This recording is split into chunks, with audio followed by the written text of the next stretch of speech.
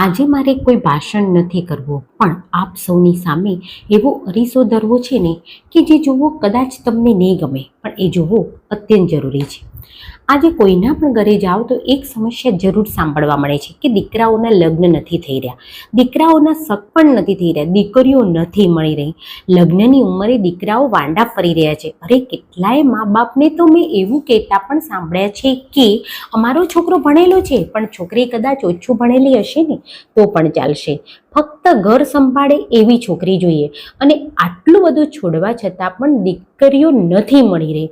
અરે આ સમસ્યા ફક્ત આપણા સમાજની નહીં, પરંતુ સમસ્ત સમાજની આ સમસ્યા છે, દરેક સમાજની આ સમસ્યા છે.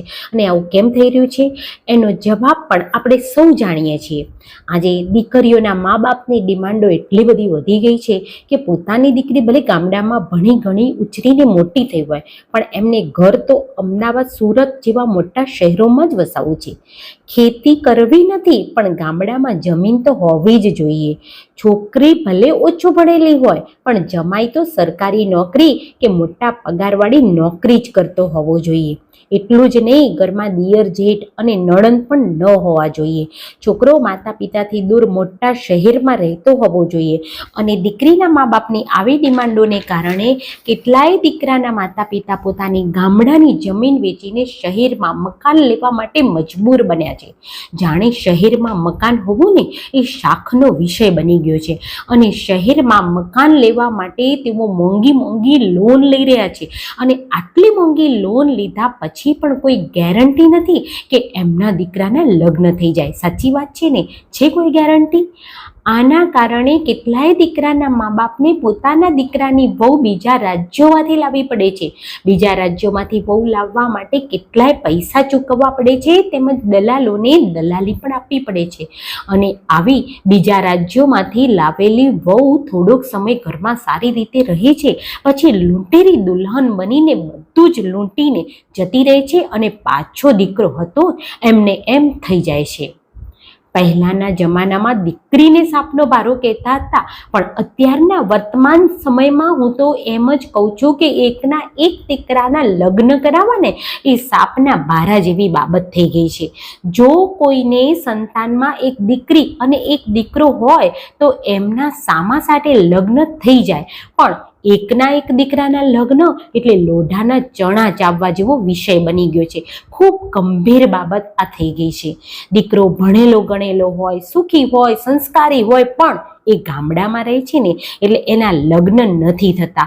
એ તો ખૂબ ચિંતાજનક બાબત છે. શું ખરેખર ગામડામાં રહેવું એ ગુનો છે? આજે આપણે ગામડા અને ખેતીને એટલા હીન ગણતા થઈ ગયા છીએ કે ત્યાં કોઈ દીકરી પરણવા માટે જ તૈયાર નથી. જો આમને આમ ચાલતું રહ્યું ને તો ગામડા ખાલી થઈ જશે અને આપણા પાટીદાર સમાજની ઓળખ ખેતીનું તો ક્યાંય નામો નિશાન પણ નહીં રહે. બીજી બાજુ મારે એક બીજી વાત પણ તમને કહેવી છે કે આજે ઘણા એવા દીકરાઓ છે કે જેમને દીકરીઓના બાયોડેટા આવતા હોય છે, કોઈ સારા સંબંધ અને માંગા આવતા હોય છે, પણ એમને ડર સતાવે છે કે હજુ આપણે એટલા બધા સેટલ નથી થઈ ગયા, અને જો ત્યાં સગાઈ કરી દઈશું તો દર રવિવારે ફરવા જવું, હોટલોમાં જમવા જવું, મોંઘી મોંઘી ગિફ્ટ આપવી, આ બધું આપણે કરવું પડશે. અને આ ડરથી તેઓ પોતાના લગ્ન પાછા ઠેલી રહ્યા છે. તો આમાં કોણ જવાબદાર? શું લગ્ન ફક્ત સ્ટેટસ માટે જ થાય છે? મોંઘી ગિફ્ટ, હોટલોમાં જમવાનું, થિયેટરમાં પિક્ચર જોવું, શું એના માટે જ દીકરીઓ લગ્ન કરી રહી છે? અત્યારે લગ્ન ફક્ત સ્ટેટસ બની ગયું છે. લગ્ન એટલે એવો સોદો કે ફક્ત આપણી ડિમાન્ડો પૂરી કરે એ જ સાચો પતિ.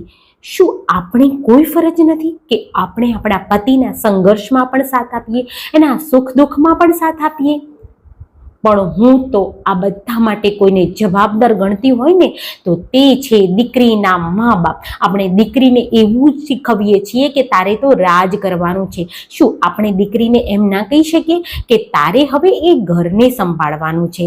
આપણે તેમ કહીએ છીએ કે તારે રાજ કરવાનું છે એટલે દીકરીને સહેજ તકલીફ પડે એટલે દીકરી આવતી રહે પિયર. અને આ કારણને લીધે દીકરાઓ લગ્નને પાછા ઠેલી રહ્યા છે. કેટલાય ઘર બરબાદ થઈ રહ્યા છે. અત્યારે આ બધા કારણોને લીધે આપણે એટલા બધા મોડા પડી રહ્યા છીએ કે કુદરતના જીવન ચક્રને આપણે ખોરવી નાખ્યું છે અને આ એક મોટી સામાજિક ચેતવણી છે. વિચારો, પહેલા 20 થી 22 વર્ષે યુવક યુવતીઓ સંસાર માંડી દેતા અને આજે 30 વર્ષે તો માત્ર પસંદગી ચાલે છે અને પછી જો 30 વર્ષે પણ લગ્ન થઈ જાય ને તો 3-4 વર્ષ સુધી તો સંતાન ન લાવે, કેમ કે એમને ફરવું હોય છે. એમ કહે કે હજુ અમારે ફરવું છે, એટલે 35 વર્ષે જ્યારે સંતાન લાવવાનો વિચાર કરે ત્યારે આધુનિક જીવનશૈલીને કારણે ગર્ભધારણ રહે નહીં, એટલે IVF સેન્ટરોની હોસ્પિટલમાં કેટલાય પૈસા હોમે ને ત્યારે તો બાળક રહે. તો વિચારો, જો તમે 35 વર્ષે માતા પિતા બનો તો તમારો દીકરો કે દીકરી પરણાવશો એટલે તમે કેવડા હશો? 60 થી 65 વર્ષના, બરાબર ને? તો શું તમે આગળની પેઢી જોઈ શકશો ખરા? તમારા પૌત્ર કે પૌત્રીને રમાડી શકશો ખરા? પહેલા લગ્ન સમયસર થતા તો લોકો 2-3 પેઢી આરામથી જોઈ શકતા, પણ અત્યારે તો મને આ બાબત શક્ય જ નથી લાગતી. એટલા માટે બધાએ જાગવાની જરૂર છે. દીકરીઓના મા બાપને મારી નમ્ર વિનંતી છે કે ડિમાન્ડો છોડો અને દીકરા દીકરીના સમયસર લગ્ન કરાવો. સમયસર જીવનસાથી મળે તો જ આપણું કુદરતી ચક્ર ચાલતું રહે અને એમાં જ સાચી ખુશી છે. નહીં તો આવનારી પેઢી આપણને ક્યારેય માફ નહીં કરે. આ વિચારમાં માત્ર ભાષણ નથી, સમાજને મોટી